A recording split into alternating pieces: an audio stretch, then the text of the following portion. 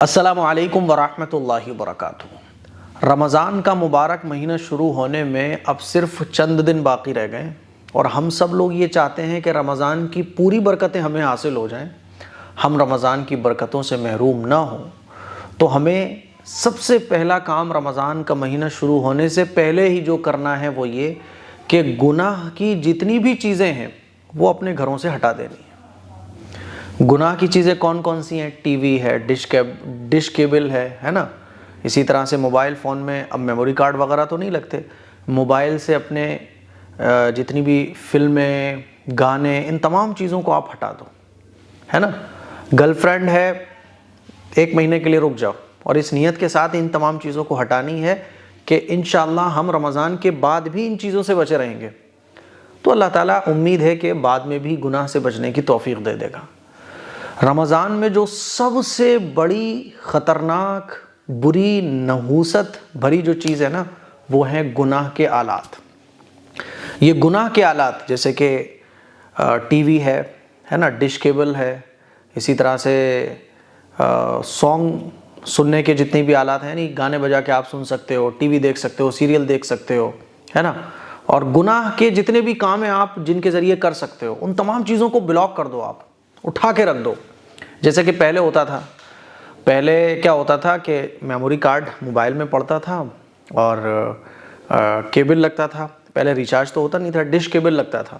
تو مجھے یاد ہے کہ تقریباً 10-15 سال پہلے رمضان کا مہینہ آنے سے 5-10 دن اور بعض گھروں میں 15-20 دن پہلے ہی جو ہے لوگ وہ ٹی وی اٹھا کے رکھ دیتے تھے، موبائل میں سے میموری کارڈ نکال کے رکھ دیتے تھے۔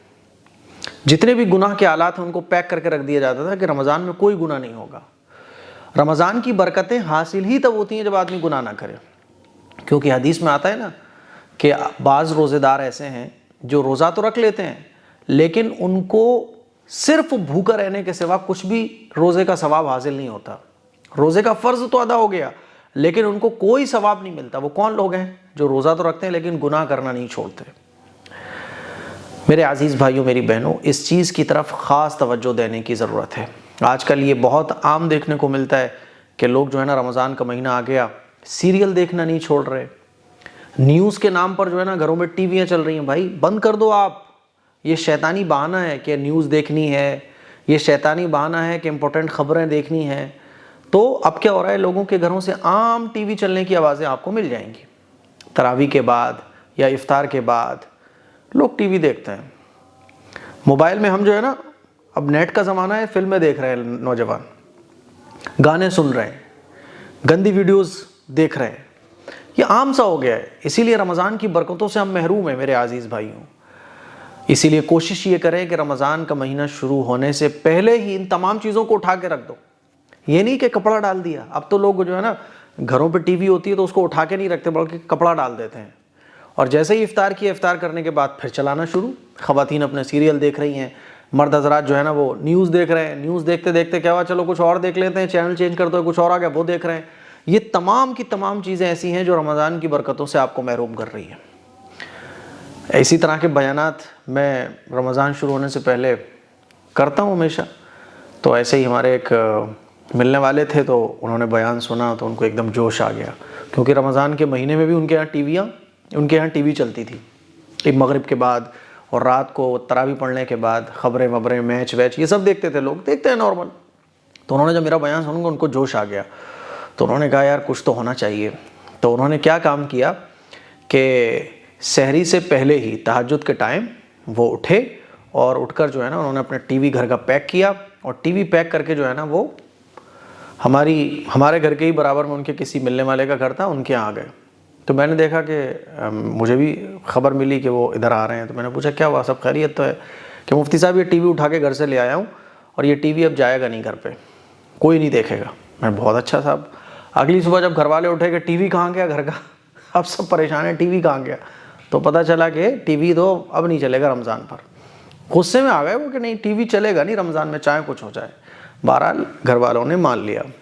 اسی طرح کا ایک واقعہ آیا تھا کہ ایک لڑکے کو جو ہے نا گھر پہ پسند نہیں تھا کہ رمضان کا مہینہ آئے اور گھر پہ ٹی وی چلے، تو اس نے کیا کیا کہ کوئی لیکوڈ والی چیز جو ہے نا ٹی وی کے اندر ڈال دی کہ ٹی وی خراب ہو جائے گا، نہیں یہ چلے گا۔ تو گھر والوں کو سمجھنا چاہیے، ان چیزوں کی نوبت ہی نہ آئے کہ گھر کا کوئی بچہ ٹی وی اٹھا کے لے جا رہا ہو، ٹی وی میں کچھ ڈالا جائے۔ یہ تو گھر والوں کی ذمہ داری ہے، بڑوں کی ذمہ داری ہے کہ جب رمضان کا مہینہ آئے تمام خرافات بند۔ یہاں تک کہ موبائل کا فالتو استعمال کون سا ہے کہ بس آپ ریل دیکھے چلے جا رہے ہو، ختم بالکل۔ میرے عزیز بھائیوں، رمضان کی برکت اگر ہم چاہتے ہیں تو گناہ کے جتنے بھی آلات ہیں ان کو ہمیں پیک کر کے رکھنا ہے، اور اس نیت کے ساتھ رکھنا ہے کہ اللہ رمضان میں بھی ہم ان گناہ کے آلات کا استعمال نہیں کریں گے، اور رمضان کے بعد بھی نہیں کریں گے۔ آپ کا بوائے فرینڈ ہے، رمضان میں آپ ہائے ہیلو چل رہا ہے، واٹس ایپ سے چیٹنگ چل رہی ہے، میرے بابو نے سونا نے کب سحری کر لی، افطار کر لیا، کیا فائدہ ہے ایسے روزے کا؟ لڑکوں کا جو ہے چیٹنگ چل رہی ہے، سحری میں اٹھا رہے ہیں گرل فرینڈ کو، اٹھ جاؤ سحری کا ٹائم ختم ہونے والا ہے۔ بند، بالکل بند کر دو رمضان میں، اور اس نیت کے ساتھ کرو کہ آئندہ ہم گناہ نہیں کریں گے، اللہ نکاح کروا دے، سمجھ رہے ہو؟ تو انشاءاللہ رمضان کی برکتیں حاصل ہوں گی۔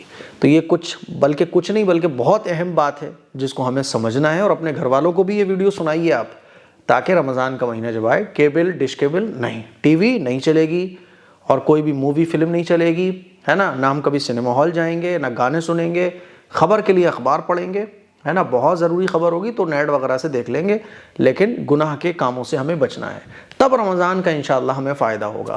مجھے امید ہے کہ میری یہ باتیں آپ کو سمجھ آ گئی ہوں گی، اس کو شیئر کریں۔ السلام علیکم ورحمۃ اللہ وبرکاتہ۔